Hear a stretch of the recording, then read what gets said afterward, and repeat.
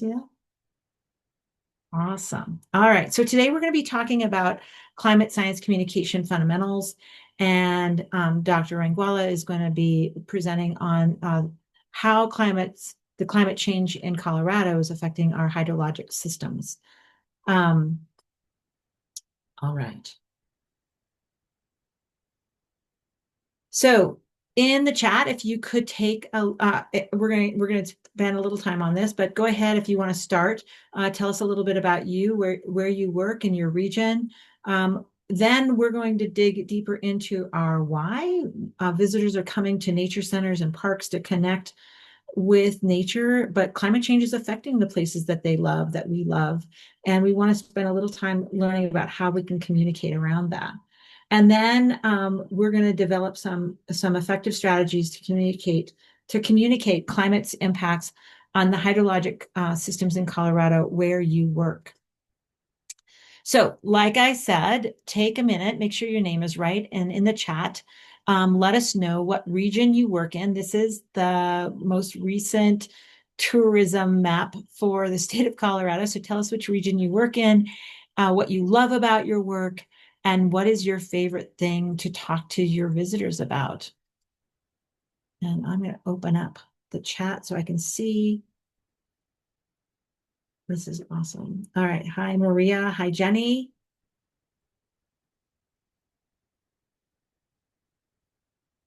And Sarah. And Bridget. So Bridget, you're also with the Department of Natural Resources. Hi, Jesse. Watershed Center in Longmont. This is wonderful. Hi, Evie. Evie is one of my former students. This is very cool. Hi, Kelly.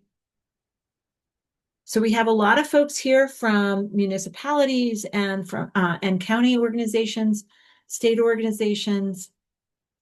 This is wonderful.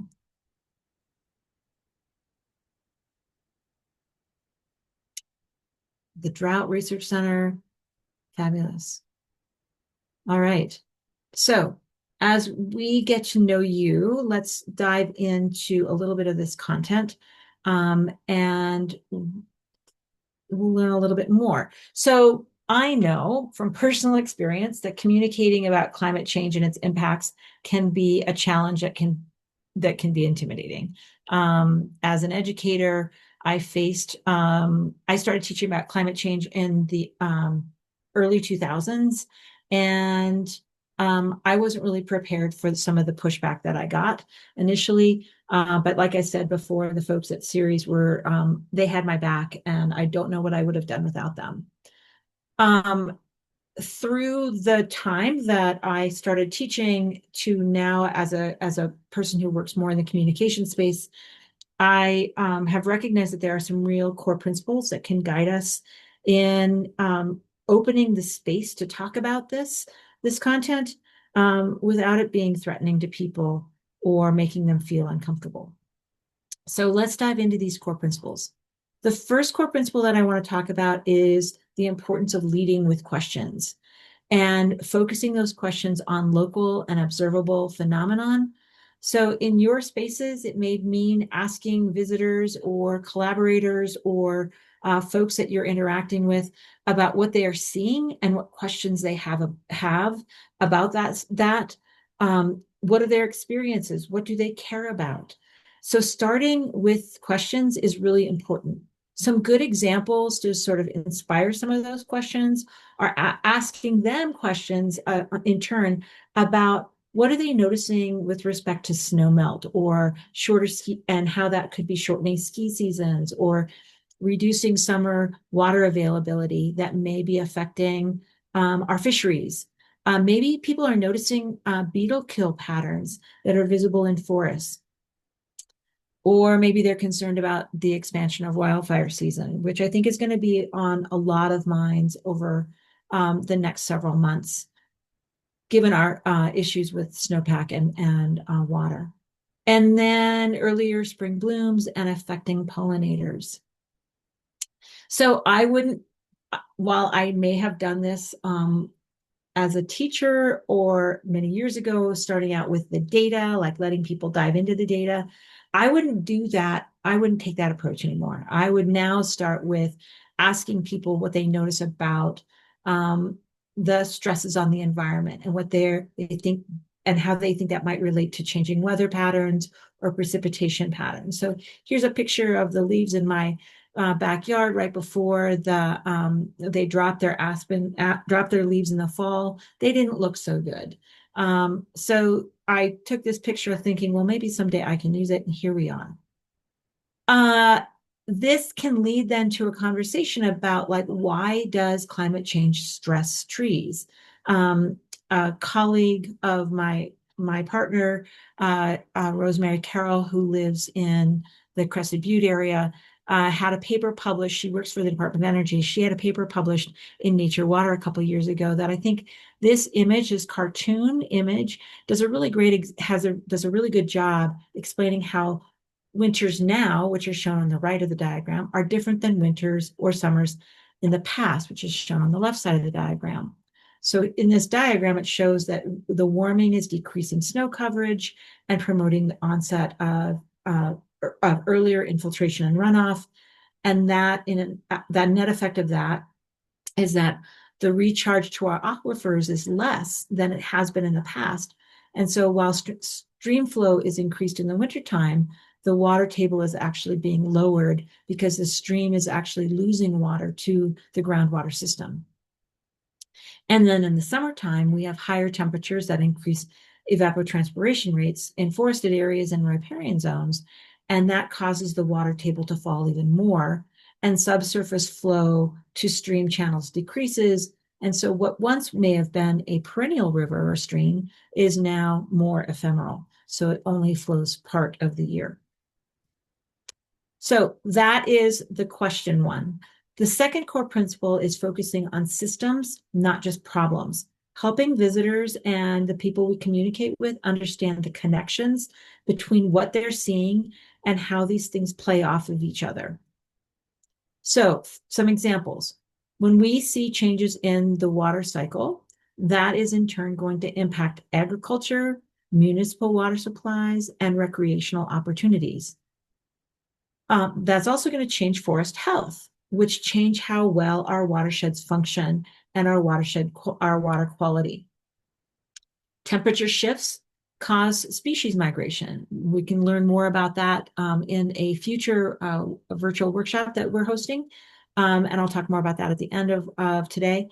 And those temperature shifts and species migrations then also lead to ecosystem composition changes.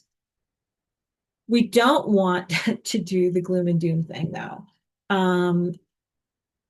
The world is scary enough as it is. We don't need to make it scarier.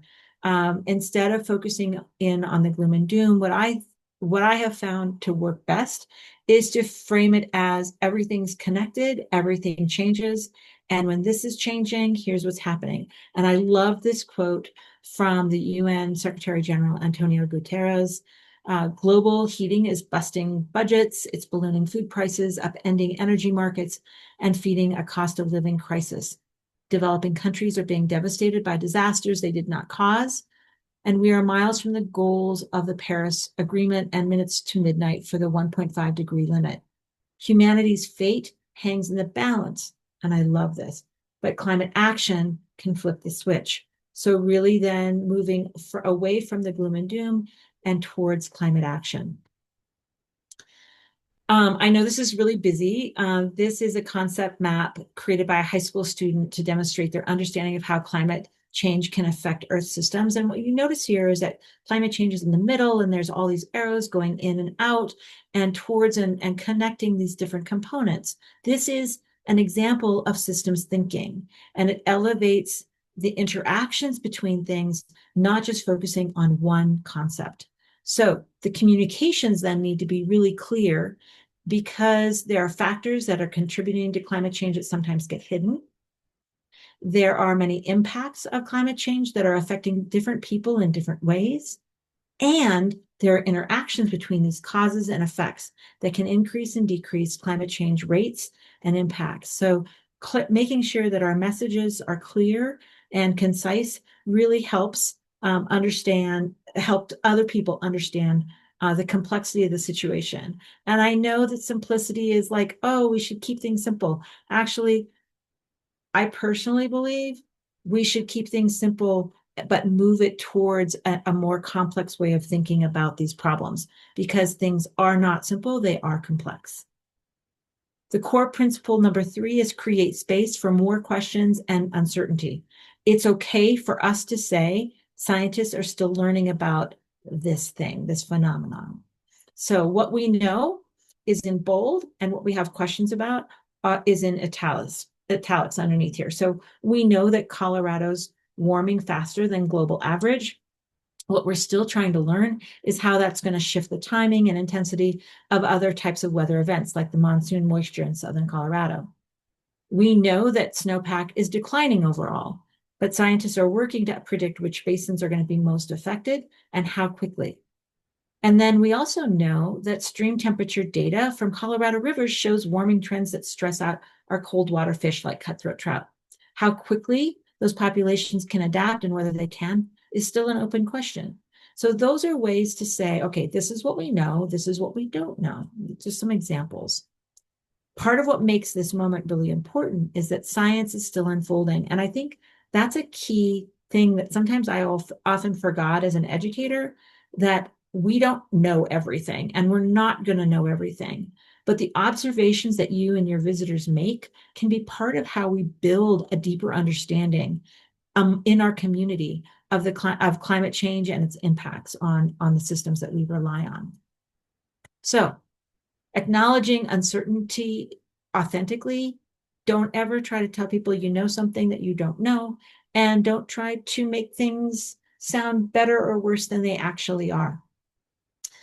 Be sure to distinguish what is well established. We know that the climates are warming. We don't know how that's going to affect these things. And so that's the emerging science. Model scientific. Here's what we know. Here's what we're watching. This will actually increase trust. It's building that trust rather than oversimplifying the concepts that are really complex. All right, our 4th core principle, and I'm going to review these at the end. The 4th one is empowering action at an appropriate scale. So we want to match the actions to both our settings and our visitors' readiness to act. So some examples: asking people to notice what's happening in their own backyard, and then sharing with them how the park or the spaces that you work in are adapting management practices to respond to climate change. Highlighting local action, so local watershed groups that might be working on a particular problem. And I'm going to give you an example of this in a minute. And then making small changes in water use can make a difference at scale. So yeah, I try to conserve water in my own home. I could try to conserve water at the community garden that I volunteer at. But avoid overwhelming visitors with individual responsibility for systemic problems. There's a lot of solutions that have to be at the systems level. They are not something that we can actually be personally responsible for. So this is my local example. This was an article in the Colorado Sun about fighting fire with beavers, how dam building rodents are deployed to prevent mega fires and restore scorched wildlands. So eco-hydrologist Dr. Emily Fairfax did her PhD work and is still working in the state of Colorado. This particular article focused in on the 2020 fires, East Troublesome, the big fires in 2020. Where they found that, I'm sorry, the wind is blowing really hard where I live, where they found beaver modified riverscapes are resistant to megafire scale disturbances.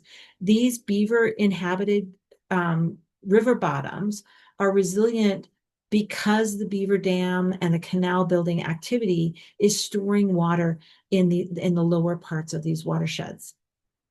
So here's a great example of some things that people are actually bringing beaver back into watersheds and encouraging their behavior to store water in these areas.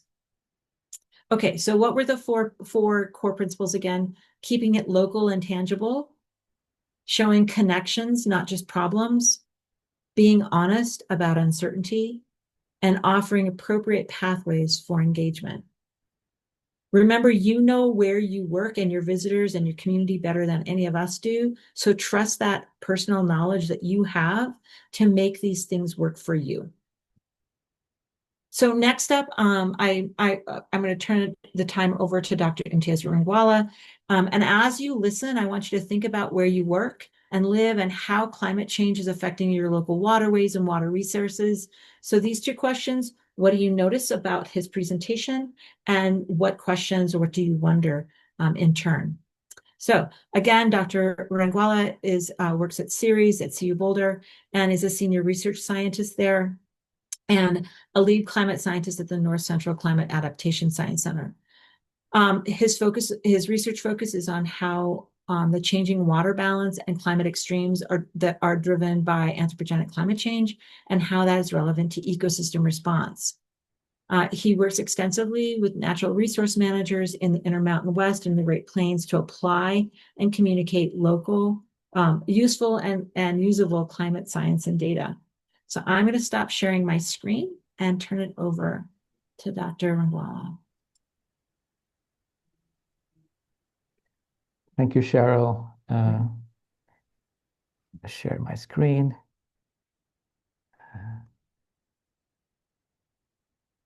Okay. Can you see my slide in slideshow mode? Okay. Hearing no objection, I assume you can all see my slides. I really appreciate this opportunity to have this discussion today, and I hope that some of the things that I have to present today would be useful. Before I dive into the technical aspect of my talk, just a quick word on the center that I work for at CU Boulder.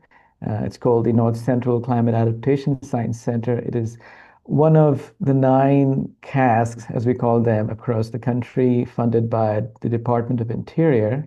It is a partnership between U.S. Geological Survey and academic institutes and at times NGOs as part of that consortium to generate science, often in collaboration with resource managers and practitioners to inform climate adaptation on the ground.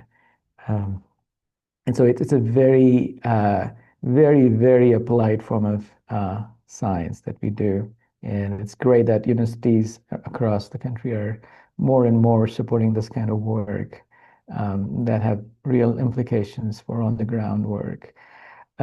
Something I'm very closely engaged with is in kind of developing approaches and tools to help bring in climate science and data to inform projects related to climate adaptation. And so we have been developing a lot of tools on our own and also collaborating with tool developers out there to develop very accessible tools.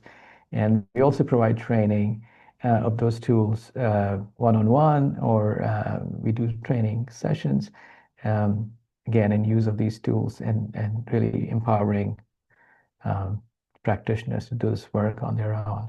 But we are always available as experts. And we always recommend reach out to us. One of the reasons for just going through the CASC slides is just, hey, we are here. And we have partners across the state, like the Colorado Parks and Wildlife, the Nature Conservancy, who we have collaborated on projects in the past. And so really, it's kind of an open invitation to practitioners out there to reach out to us if we can guide you in this, what we call climate adaptation science, and where we have an interdisciplinary group of scientists who help us think about what future climate could look like, what impacts it could have on the ecosystems. Again, very complex systems we are talking about, as Cheryl alluded to earlier. And so when the community comes together and just discusses, brainstorm through these complex issues, I think you develop a deep shared understanding of the issue at hand and the solutions. Um, One thing that I'll not get into at all today is this theme of ecological transformation, but it is one of our focuses at the NCCAS. Um, and it's something it's the top of our mind that ecosystems are already seeing widespread and noticeable transformation, and it's just only going to get worse. And how to imagine that future unfolding, and it's this. Um, so how to develop scenarios of what the future could look like that could really help us with our decisions and preparedness. Um, okay, I'll now get to some of the technical pieces. As a quick outline, provide some critical thoughts on global climate change, um, because it's really the global forces that are impacting us regionally. So the climate change is a global scale phenomenon that is uh, impacting all regions on the globe in different manners. Um, and then I'll get into a bit on climate change in Colorado and then implications for hydrology. Again, these are complex and nuanced issues, and I'll cover some of that, but may not cover all of it. And I'm glad Cheryl talked some aspects of hydrological implications, and um, uh, yeah, and you can already see the complexity there. I'll discuss toward the end something about this recent winter, whatever we got of that winter this time, and the implication for this water year. Again, I can't see the chat. Let me know if there are questions or anything I should change. I will. Thank you. Yeah. So I wanted to start with this one important concept, um, which is that, as I said, climate change is a global phenomena, and and one of the main implication of global climate change um, this is this addition of excess heat across the globe. Just a tremendous amount of heat is being trapped in our climate system, and I'll give you an example of that, or some quantification of how much of that excess heat is, and that's an enormous amount. And that heat, this tremendous amount of excess energy in the system is driving extreme weather events, phenomena across different parts of the world, either in forms of extreme rain events or extreme droughts, to say a few. But again, we can imagine in different ways how extremes may emerge, and this climate change is just adding this energy. This is putting our system on steroids, and and and that extreme emergence in our climate system is can push our hydrological system and our ecological systems uh, away from their current envelope. So really transform them in a way that we haven't seen in recent decades. And we know in geological periods these systems were different and the climates were different. But what are what what's happening is we are experiencing a rapid climate change right now, and it's primarily happening because of this rapid accumulation of greenhouse gases, primarily from fossil fuel burning in our atmosphere. And it's just this year or so, we hit this 430 parts per million mark. Um, Again, just it's always it takes me back, every time I look at what the current reading is and how fast we are increasing or changing the atmospheric chemistry and increasing the content of greenhouse gases. So just also to say that the concentration, the rate of increase of CO2 in our atmosphere is is increasing faster in recent times. So around 1960s, it was like 1 parts per million every year.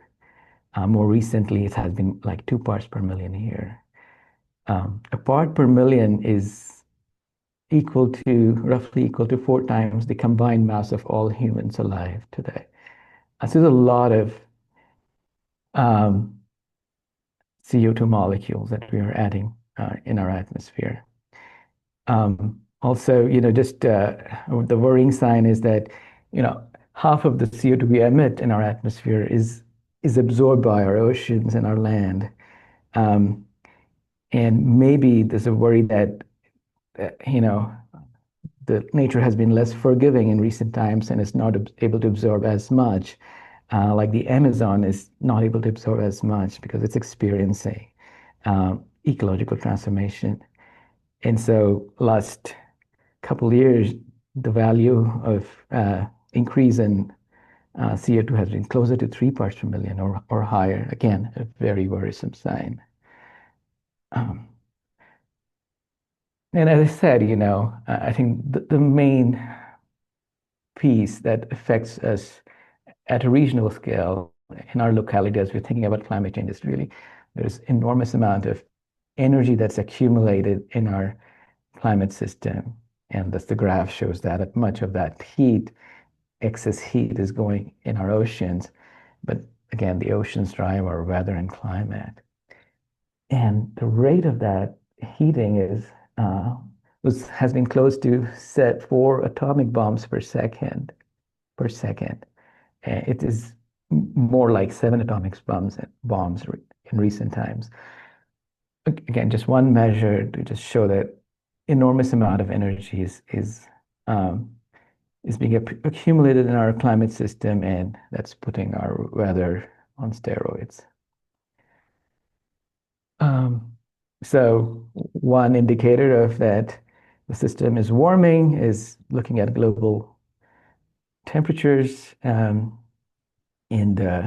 we see that every decade has been warmer than the previous decade.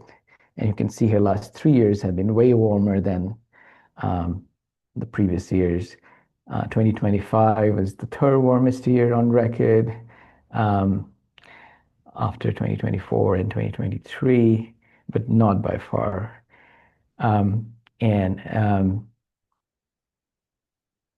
depending on who you ask, you'll get slightly different answers, but our climate has warmed up by at least 1.2 Celsius um, since pre-industrial times.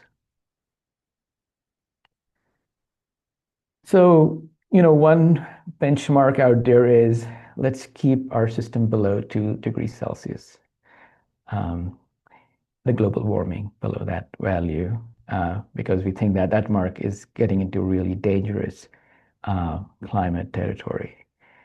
And this is a figure from the most recent National Climate Assessment, um, which says that we'll have to work extremely hard to do that because when we look at our climate model results and look at all these different emission scenarios, except for the lowest emission scenario, which is on the right, that will never touch. If we follow that, we'll never hit a 2 degrees Celsius mark.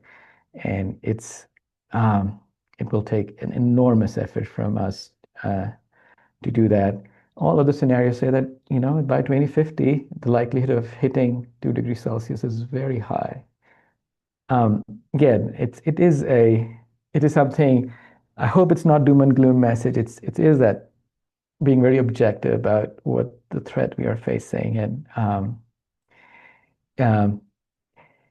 and as I have a slide later on which says every 0.1 Celsius avoided is avoiding less suffering.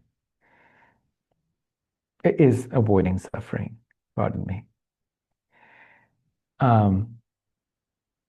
Very quickly, 2 Celsius means really extreme heat, you know, uh, heat waves that are deadly heat waves that affect billions of people. Um, the sea level rise, you just put in pipeline for centuries. 99% of coral reefs destroyed, Amazon rainforest, sea collapse, um, mass extinctions, um, ice-free Arctic. So all that again, together, hopefully not doom and gloom, but like being these are very objectively researched things, and I've listed all the resources here. And so 2 degrees C is not that. I think you will see that people think that, yeah, well, let's keep, let's 2 degrees Celsius could be something that uh, we can live with.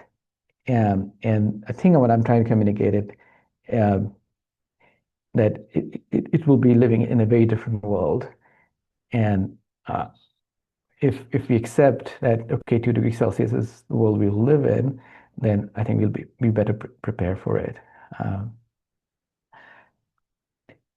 um, However, I think the situations may be even more dire because the way things are shaping in the real world, most climate scientists feel that we're at least heading to a 2.5 Celsius world by the end of century.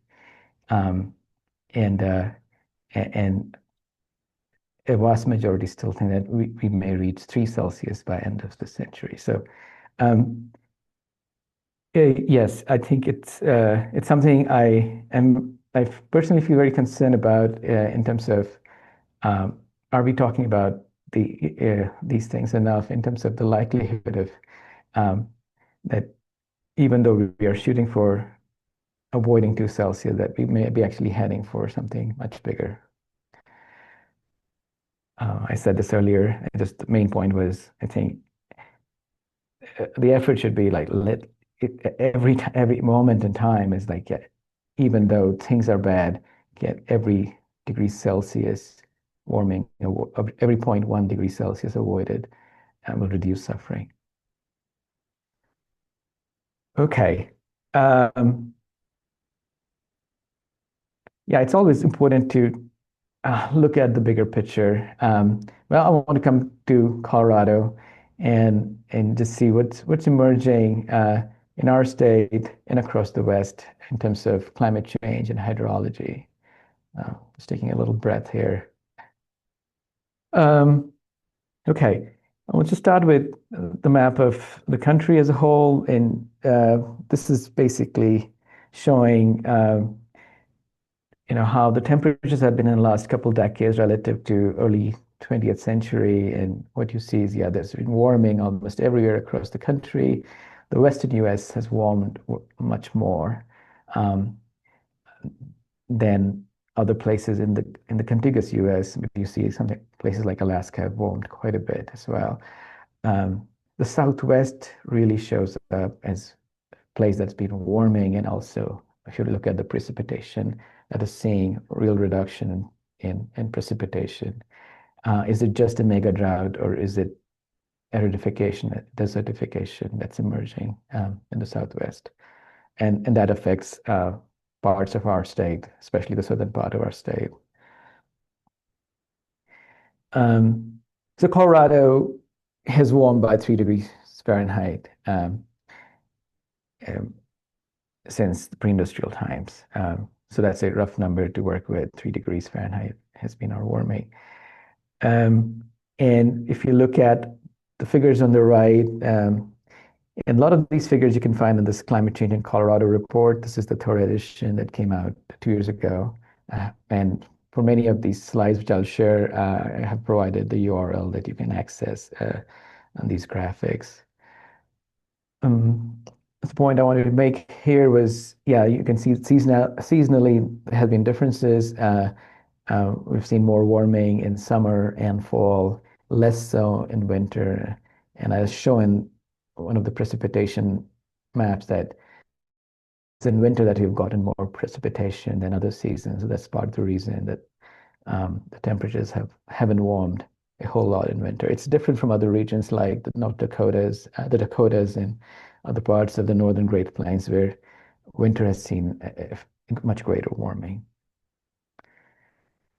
Again, this one just showing a long time series going back to 1895, and you can see just we have been warming consistently, but particularly since the mid 1990s, this warming has been pretty high. And you can see if you look at the black line, if you think that this has been a normal for the past century, since mid 90s, there's been not a single year that has been below normal. So everything has been above that 20th century normal.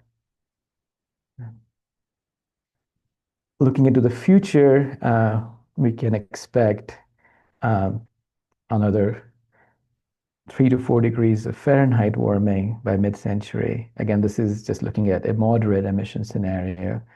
And so Colorado, that is 5 to 6 degrees warmer relative to pre-industrial, and again, Fahrenheit warmer. Apologies, I've been using Celsius and Fahrenheit, but hopefully from now on it'll be all Fahrenheit.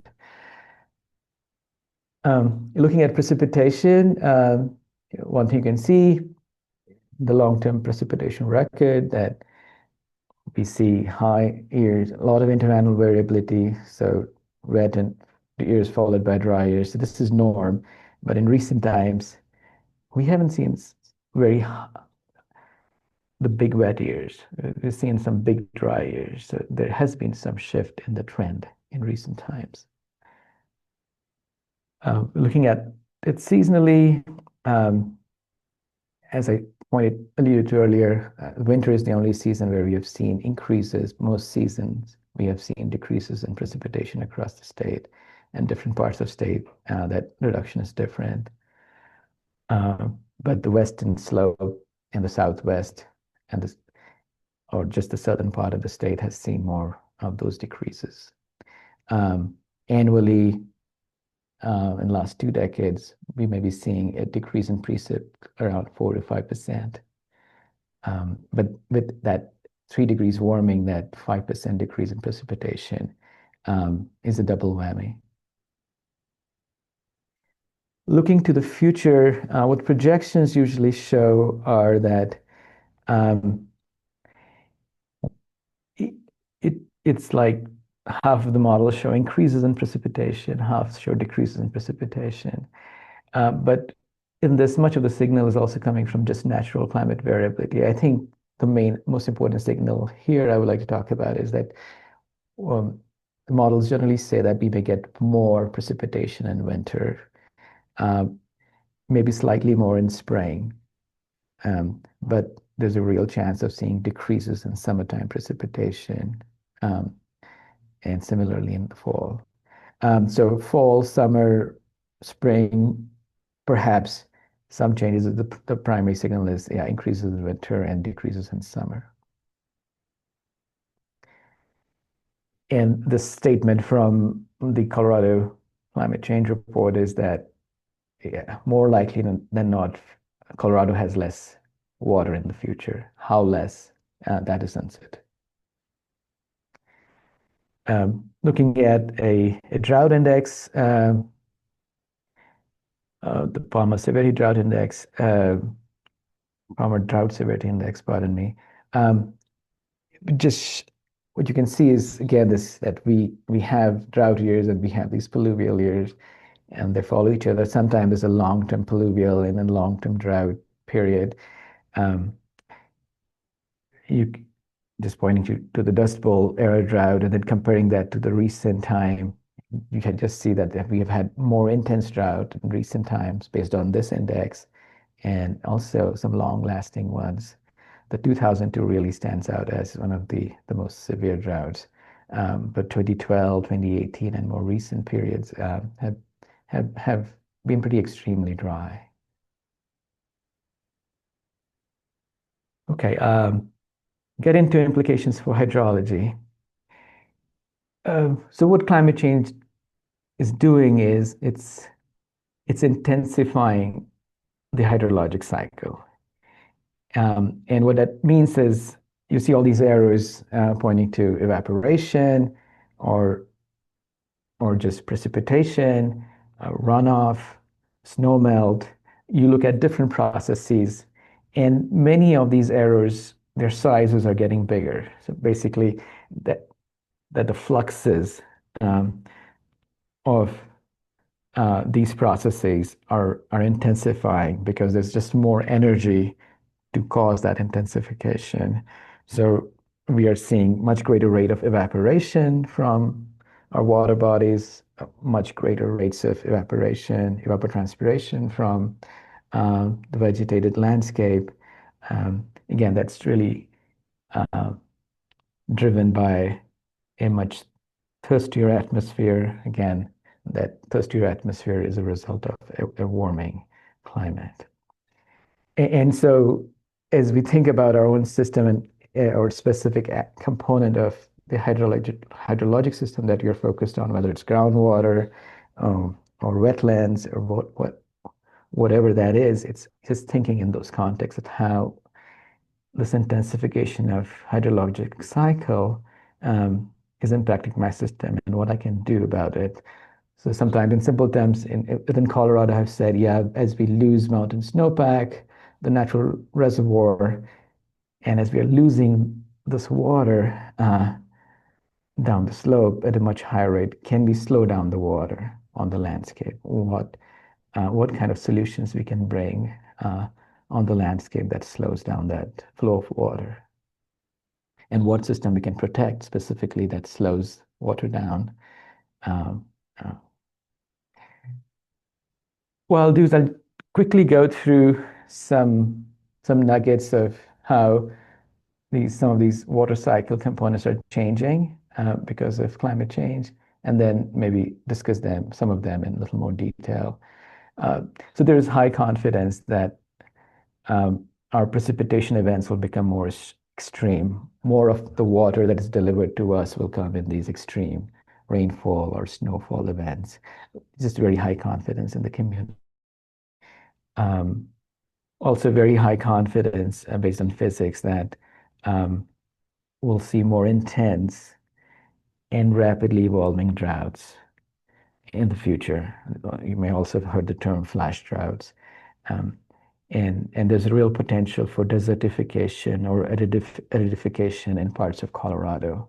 And that's really saying that, you know, the normal around your soil moisture is going to go down. So if you had a soil moisture a long-term soil moisture conditions at certain level, you'll have it at a much lower level. And so that will support a very different kind of ecosystem and livelihood.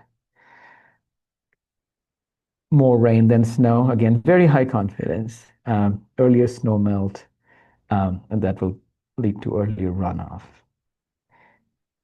And in the Colorado Climate Change Report, there's a medium confidence given to, as we look to the future, that we may see lower annual stream flow. There is uncertainty around that. We can get into decades with a lot of precipitation that comes to us just from natural variability, and we may see above average stream flow. But yeah, overall medium confidence in the long-term view is that we may see decreases in our annual stream flow. Um, so let me talk a little bit about drought. And again, keeping it very simple, warmer, thirstier atmosphere from a warming climate just demands more water out of the land. And so increases in our ET rates can just drive this water much faster from the land. And across the year, we may see as growing season length right to um, elongates as growing season length becomes larger, that we're seeing more of these water loss early in the earlier part of the growing season and seeing real deficits in summer. So yeah, it's like if oh, the real challenge in one of the real challenges in the future is if you don't see precipitation for several weeks, you can get into a very dry condition much sooner than what you have seen historically. A word on atmospheric thirst. We can measure atmospheric thirst a few different ways. Um, and atmospheric thirst the same as atmospheric evaporative demand. And as I said, a few different ways. One measure is potential evapotranspiration. And for Colorado, if we have seen about an 8% increase in that atmospheric thirst. So it just, in other words, to say it's demanding 8% more water out of the land. And this is, again, consistent with what thermodynamics has to say. Um, One metric that ecologists like to use to get to how much water is in the land or what is the stress on ecosystems is this metric called climate water deficit. You can look at it annually or seasonally, which is really a difference between the atmospheric thirst and how much precipitation you're getting. And this figure from the National Climate Assessment just shows that we'll see, yeah, real increases in this water deficit as we go into the future. Even in scenarios where, up here, in the wettest scenarios, we may see real increases in climate water deficit, but at the mean, and in the driest scenarios, you see very large increases in this water shortage. And again, it's primarily arriving from this increases in the evaporative demand. I've already said enough about extreme precipitation, but yeah, I mean, the challenge here is to quantify that risk. Um, we use some rules of thumb as we work with practitioners that the extreme rainfall events or precipitation events in the future can increase by anywhere from 7 to 14% for every degree Celsius warming. But yeah, I mean, this is something we're seeing that risk is emerging. We're seeing the recent observation just point to um, some pretty unprecedented extreme precip events. And the climate change signal is largely in these sub-hourly to sub-daily things that happen on minutes to hourly timescales. That is where we're seeing the climate change signal that in those very short time period, a lot more rainfall or snowfall is happening. And again, this is because of this energy in the system, this energy which is able to take a lot of moisture, put a lot of moisture in the atmosphere very quickly and bring it down to the land very quickly. So again, a very big risk, high confidence is going up, but quantifying has been a bit of a challenge. Snow. So this figure just talks about changing snow line.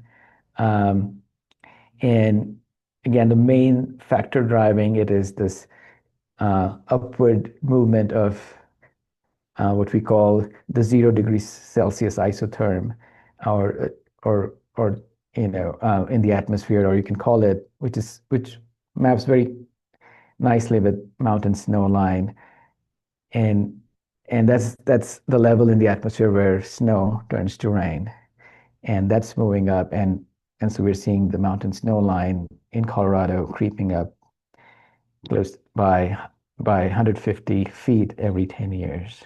And that rate can actually increase if the warming is greater. So there is definitely a future with less snow, particularly at lower elevation. But at the same time, we can see severe snowstorms. And yeah, and that's something I want to say a little more about that. Um, that you will hear that one thing that is reducing with climate change is this frequency of seeing extreme low frequency of days with extreme low temperatures or record-breaking low temperatures. They will come down. Um, but that doesn't necessarily mean that the risk from severe winter weather is going to come down. It may actually go up from heavier, wetter snow uh, that can actually cause greater hypothermia, for example, in wildlife, can cause more structural damage to natural and human structures. And also this like this ice formation, greater incidence of ice formation, less of that fluffy snow that is necessary for so much of the wildlife for insulation and the ability to access food. So we need to, again, think these systems are complex and the processes are complex. So we need to develop understanding of how these risks are emerging and changing. And similarly with frost risk, is the frost risk going down or going up? Because we're seeing warmer days and things started to bud, and then we can still have the frost, the deep freeze that can emerge later. So um, those are very important questions and sometimes difficult to answer with accuracy. Um, so Cheryl talked about some of this and just quickly go through.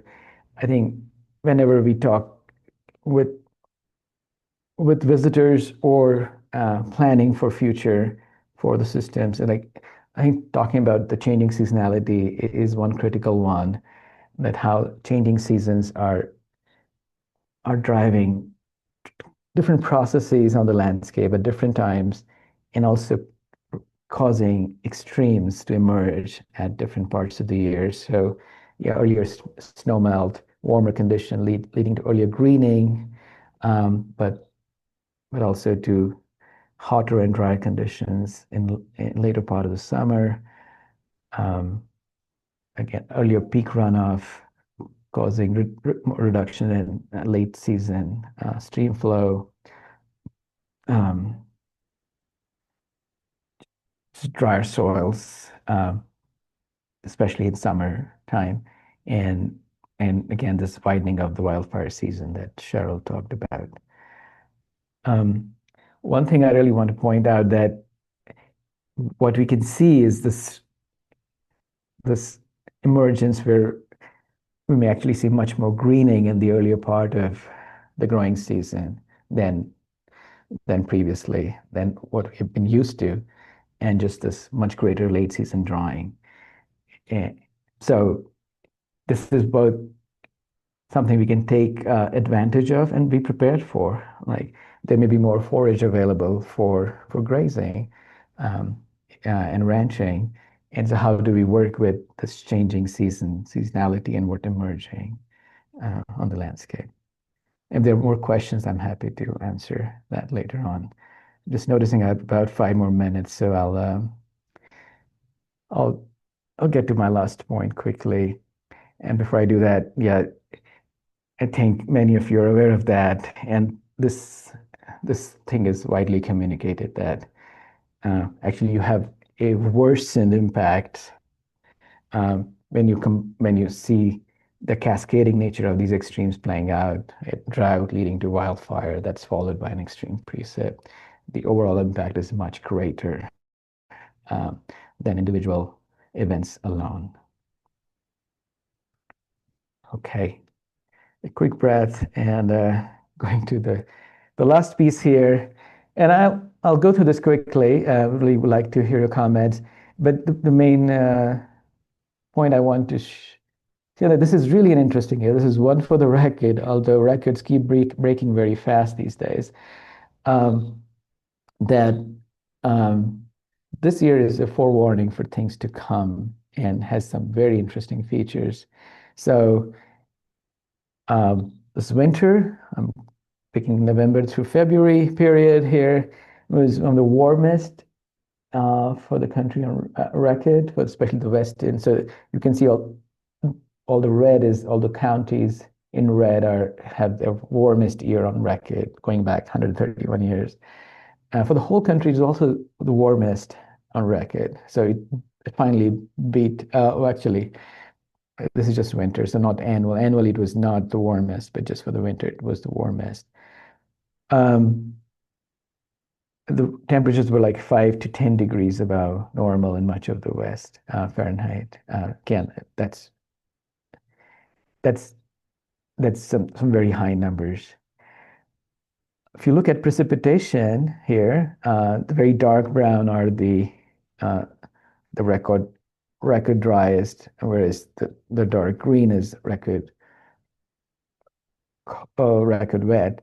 But you see a lot of white. You don't see this as record dry winter. But I'll show you later on that this record high temperatures actually created very, very dry conditions, even though the precipitations were not some of the uh, record low ones.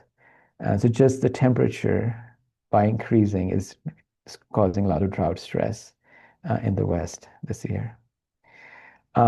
So this is on the left is again on this water basin maps.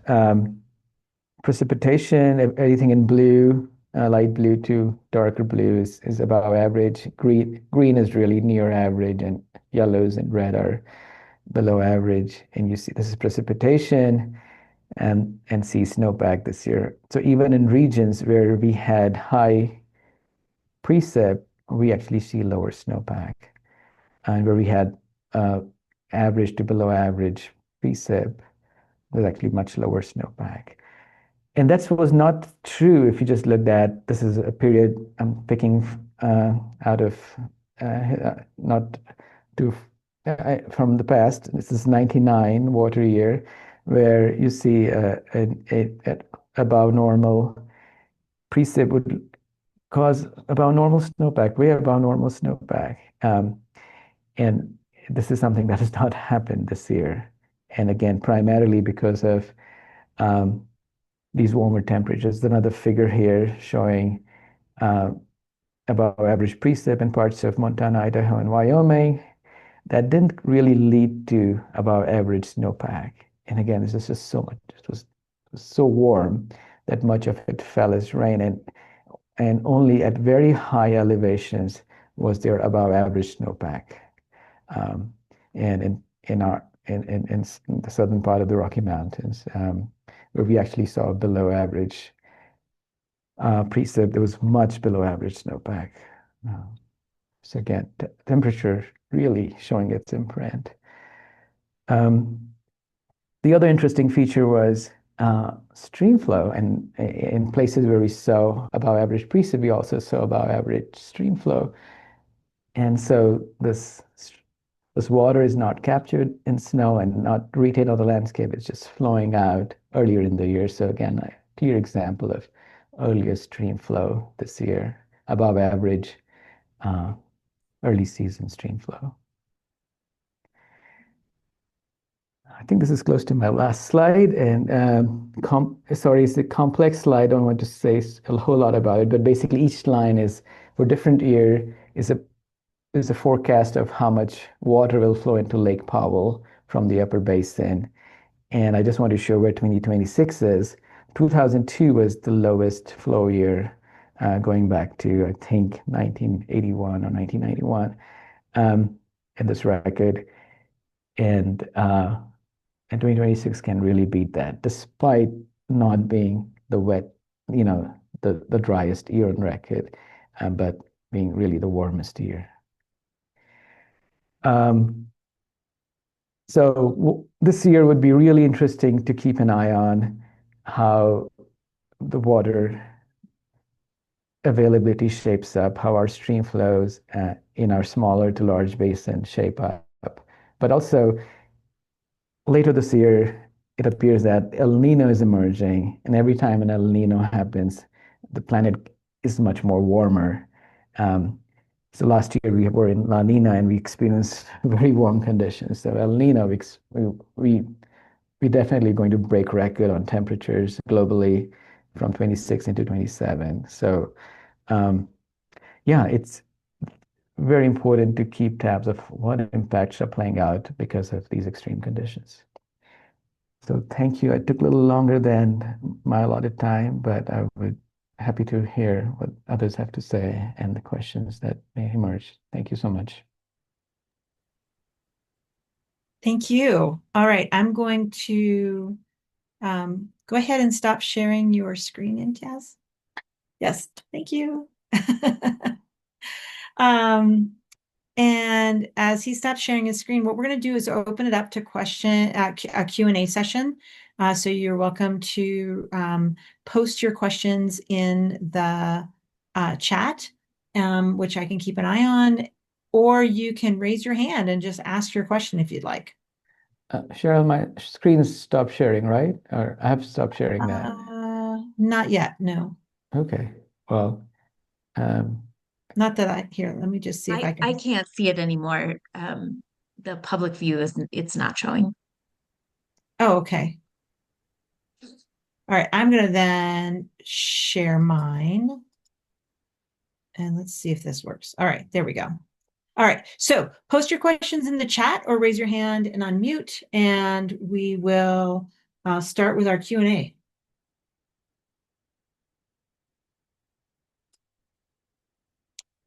So Isabel asks, what's the difference between El Nino and La Nina precipitation patterns in the state of Colorado? Is that what you mean, Isabel?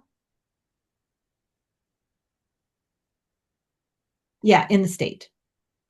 Ooh, that's a yeah. complicated question. Yeah, you know, I always talk in terms of tendency. It's the prediction, it's not like if El Nino happens, this will happen, but the tendency for something to happen goes up. So El Nino, a strong El Nino really usually brings more precip in a southern part of our state. Um, so it brings more precipitation in parts of Colorado. It just brings more moisture in the southern tier of our country. So that benefits us in especially in the Southwest.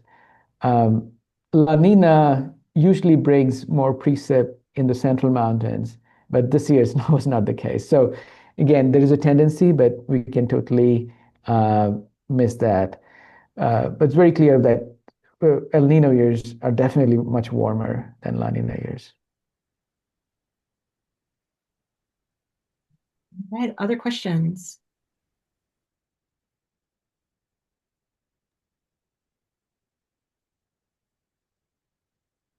I don't see any hands up.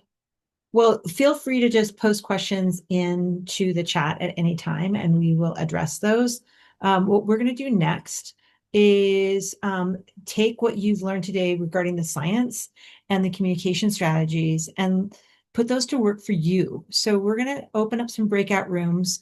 There'll be, I think, 4 or 5 people per breakout room, and identify one impact of climate change that you're seeing in your area on the hydrologic systems. So let's focus in on hydrology for now, and we can look at some of these other systems later and develop some communication strategies around that impact and work together to kind of bounce those ideas off of each other. Leveraging what, again, the science and the communication. All right, Katie, go ahead and let's um, go into these breakout rooms.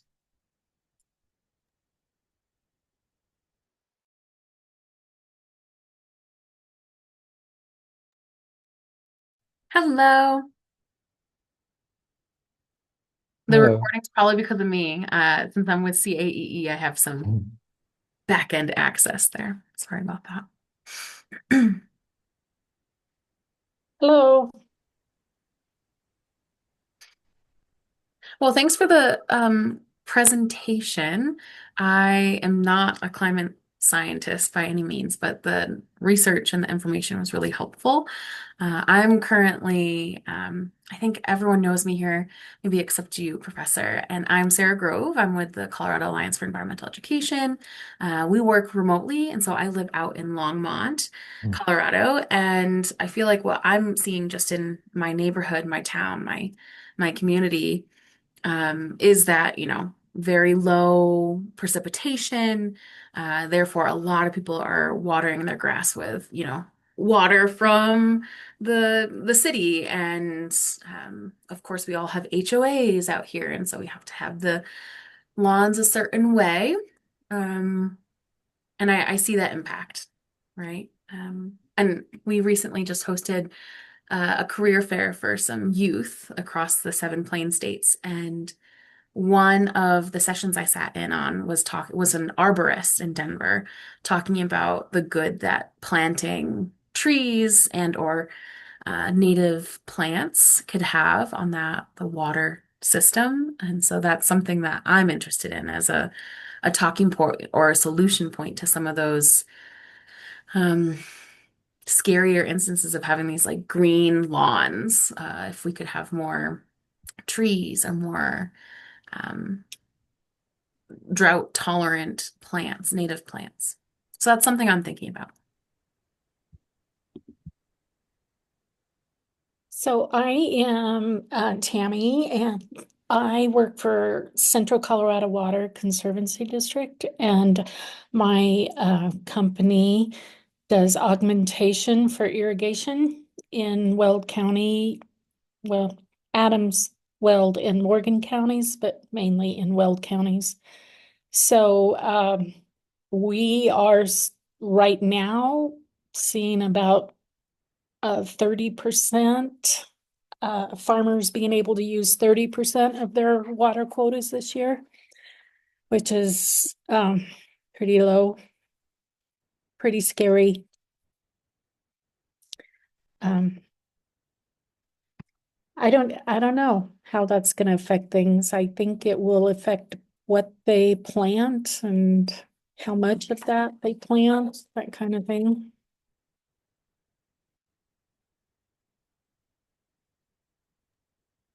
Yeah, and I'm Kevin O'Brien. Thanks for your chat there. Really appreciate getting kind of the scientific background.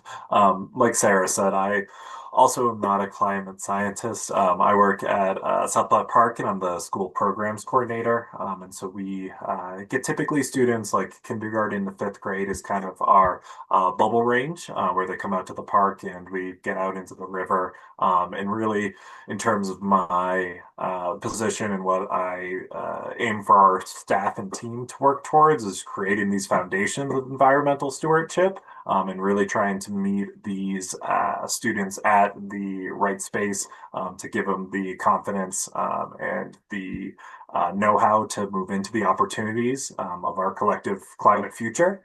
And I think a lot of the work that I am trying to do with my team and through some of other research opportunities and things is kind of look at the relational piece to it when it comes to environmental educators, given these sorts of conversations, and being able to have the learning around climate science, but still has that like critical hope element to it, and keeping, that really important and impactful idea of a rebirth and a regeneration of systems into each of our little programs, and what that can look like as we, have this collective witnessing of a lot of the ecological problems in our world and around us, but still, keeping the framing around the opportunity side of things and trying to put in the right reflective practices to focus on the action and agency, even as,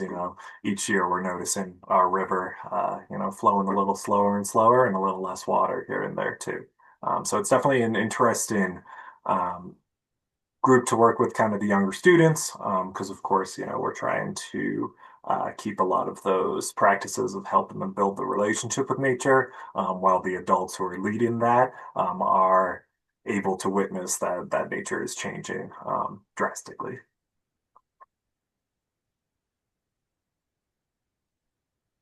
If there's anything that, a climate scientist like you would want us to be sharing with our communities, whether it's our students or whether it's me sharing with our educators across Colorado, or even Tammy sharing, with their community, what would you want us to know and be able to translate into our communities? No, I appreciate hearing from all of you. I think that climate change is not something esoteric. Like it's not, like how do we bring that into our day-to-day conversation? Because it's climate has always been part of our life, shapes our culture deeply. I mean, growing up, with my grandfather, he'll always talk about clouds and when the monsoon rain will come, and he would try to predict it, and every, so I just have deep memories related to climate, and it's and we don't have. I know there are sensitivities around word climate change, but just I think we all understand complexity, and just even people like us in who are in more research side always look forward to hearing what are you experiencing on the ground? How is the system changing, shaping up, and the questions that people at different scales, from local to regional scales, are asking, involved in different managing of different systems, like working with farmers or working with others, like what issues are emerging. And so I think that's sometimes framing the questions and um, helps us even think about how where to move our future research. But I mean, I think conversation beyond research are so important, right? I mean, it just some things are so we can answer with this deep understanding, and then sometimes just I like where I work because it's like we really appreciate conversation as leading to emergence of understanding across everybody across the community of practice. So, um, and just I think this one way of like that universities know and they'll pass this information downstream. It's not working. It has never worked, and it's this whole idea around that actionable science really lies in having these conversations um, uh, more often and more in depth. Thank you. I agree. Kevin, can you say more about this critical hope? You said that word and I wrote it down immediately. Can you say more about how that's showing up in your day to day? Yeah, definitely. Happy to. It's something that there's a article from Jeffrey Duncan Atterade in the Education, and his article is "Roses in Concrete." Hope is required. It's a letter to educators, as I think the title phrase. And it's building off of this idea of Tupac's poem, actually, about roses growing in concrete and like the importance of the, struggle, I guess, behind a lot of the things too. But like critical hope is this like uh, in a practical sense in terms of education, it's like the practice of imagining and still working towards the futures without denying the present harm that we're all a part of, and being able to like support learning environments where both the students and the educators can like thrive together, and have a sustained hope element to it. Not this like level of like naivety or optimism around it, because it is still rooted in like this awareness of the inequalities and the realities that are a part of, but can really kind of function as this like regenerative force that is really emerging out of the truth-telling element of it, and kind of keeps that collective struggle part of it really built in, because it's insisting that there are alternatives or there's opportunities to the like domination and the extraction, and that is possible. And as a collective community and world, hopefully we can move towards that side of things, less the like hokey kind of version of hope of like, yeah, it's going to be all okay, when there are literally systems, burning all around. And so keeping, that truth telling element to it, is something I think is an important little piece.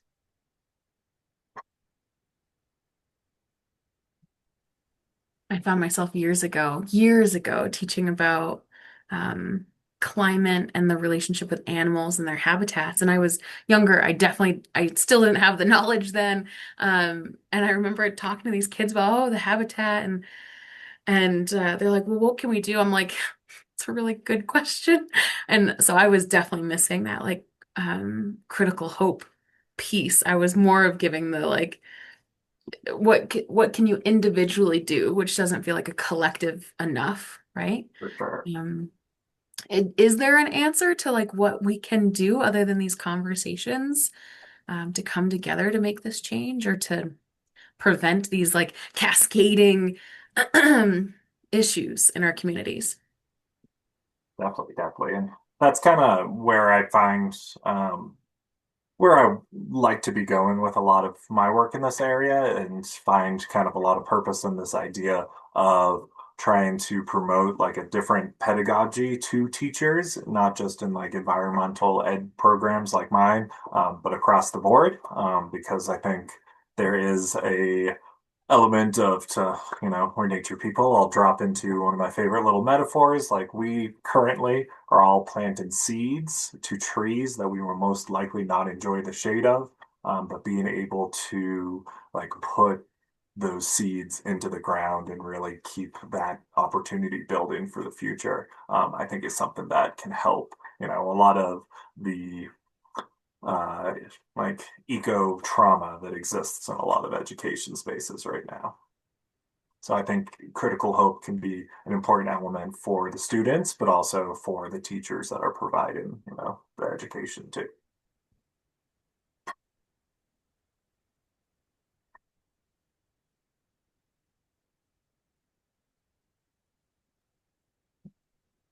Pam, any thoughts or questions coming up for you?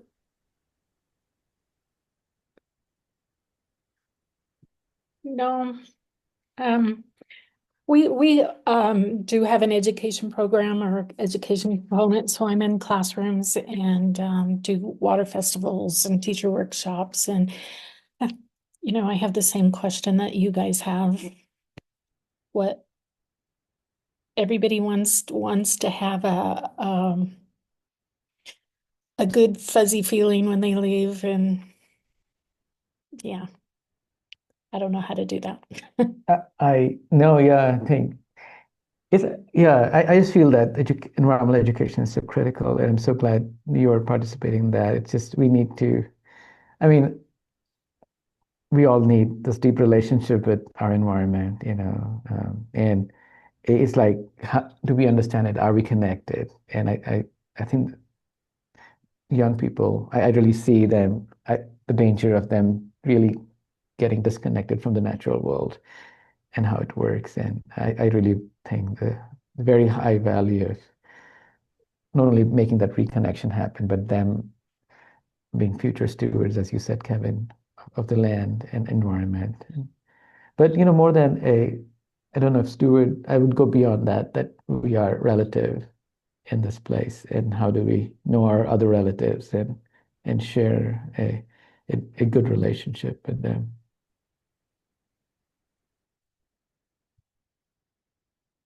Thank you, guys.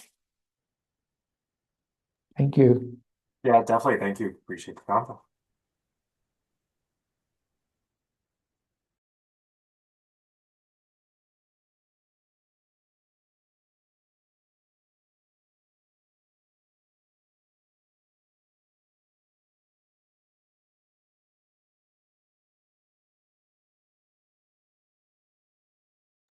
Well, we can continue the conversation in this space. Mary, I see your face on this Zoom room. Hi. We were just talking, and I'm gonna just keep going on about this, but the critical hope around um, climate education. So that's what we were talking about.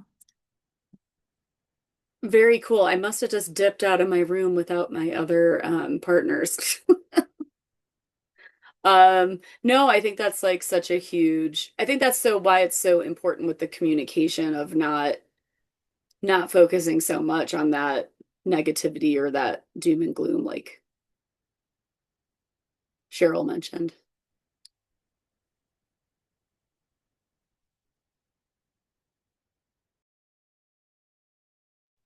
Well, welcome back. I think everybody's back now.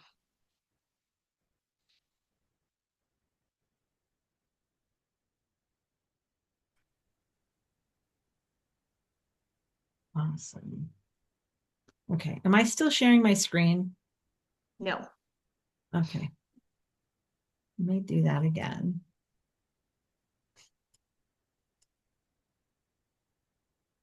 Things that I forget how to do because I don't have to run these very often anymore. All right. So I want to respect time. So I'm hoping that you guys had great conversations. Is there anybody who wants to share some ideas that came out of their breakout room? Yeah, Mary. You got to unmute yourself. I know, sorry, my computer is very slow to respond to anything. I actually have a question, and for some reason the chat for me is disabled or something. But um, one of the questions, like one of the things that our group talked about was just kind of the impacts on outdoor recreation. And I know that's something that is pretty important for us to be thinking about. So, like, is there any from you and our speaker, any thoughts about, what should we expect this summer, in terms of outdoor recreation, and what is some of the communication that we could share around that wouldn't be too depressing?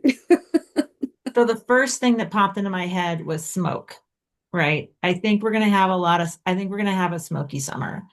And I think people are going to be wondering, how does that, uh, where's the smoke coming from? So having an awareness of where fires are burning and there are some great tools out there if you Google smoke maps, you can get active smoke maps.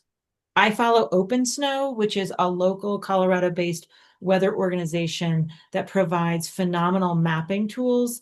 And one of the things that they always have in the summertime is where are the active fires and how is that smoke moving through the atmosphere. So that's a great tool to have if you have, if you carry your phone with you and your phone works in your location.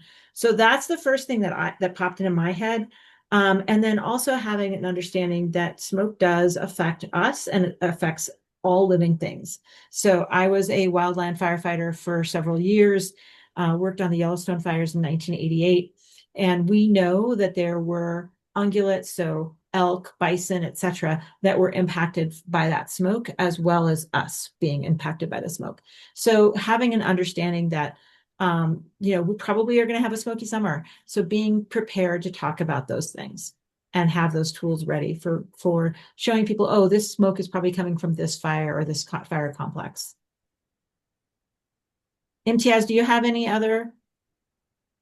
No, I think it's a great question, but also complicated. There's so many components of recreation. I would say about just the flow in the river would be another thing where we may see higher flow earlier in the season, and then we have real low flows later in the season. So when it comes to recreation with stream flow, either it's fishing or yeah, uh, just that seasonality will be different and overall low flow and how to work with that this year. Other questions that came out of the group conversations?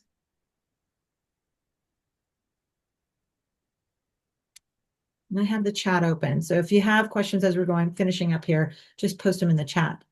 All right. So remember that there are resources to help you. I didn't get these are by no means all of them, but these are some places to get started. In our conversation, I threw this on my slide at the last minute. I didn't know that Colorado had a laundry to landscape gray water initiative. So that would be something that if you're talking to people, community organizations, especially around water conservation, that might be something that would be an interesting thing to bring up. We're here. I'm not sure exactly how all of the communications are going to go out from now, but please feel free to reach out to me at any time. We are going to have 2 more of these virtual workshops. One will be in April 16th, at 1 o'clock to 2:30 p.m. Mountain Time. It'll be led by Mary McCormick. Right, Mary? Is that right? Okay. and they'll be talking about climate change, audience psychology, and wildlife impacts.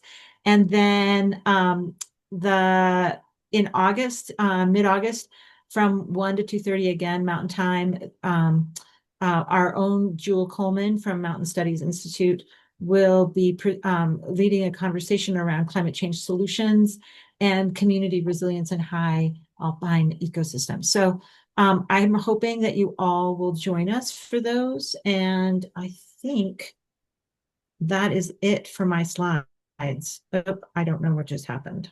Give me a second. Stop sharing. There we go.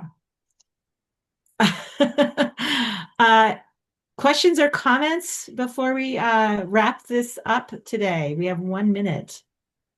Well, thanks everybody for joining us. We will be sending out the recording most likely tomorrow. So you will get that in your inbox, and also an evaluation. Let us know if this was helpful, what topics you're interested in the future. We'd love to keep preparing things that are useful and beneficial to the field. So thanks everybody for joining us. And we do have to sign off now, but have a great rest of your day. Bye, everyone.